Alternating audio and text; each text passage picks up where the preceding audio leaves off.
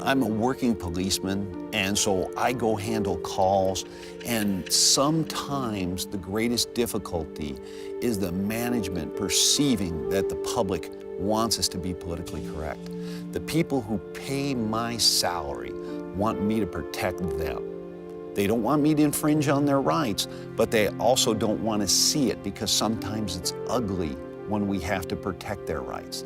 But sometimes management overreacts and says that the public doesn't want us doing these things and we have to scrutinize.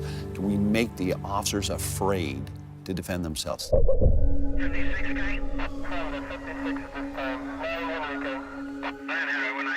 Working patrol, there was a report of a carjacking that had occurred in a neighboring city.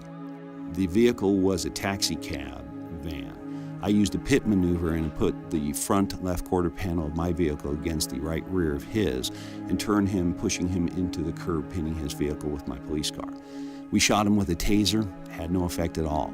We went ahead and used a can of pepper spray on him, had no effect. We smashed out the driver's side window of the vehicle and threw the police canine in. He threatened to stab the dog if we didn't pull it out, so we pulled the dog out to make sure that the dog wasn't injured. I was at the rear of the van with my MP5 set on semi-automatic, looking for a precision shot if it needed to be made. And all of a sudden the suspect charges out. He tries to come between the cars, he can't. He could have just run away to the left, but he circles around. The officer at the top of the screen has no idea what to do. The canine handler runs between me and him, he slashes at him. I go away from the knife, and now all of a sudden he turns and he dives at me, and on full automatic from the close guard position, I put in a 3-shot burst into his torso, causing him to go to the ground. We were able to take him into custody, and then we gave medical treatment in the field. He was later pronounced dead at the hospital.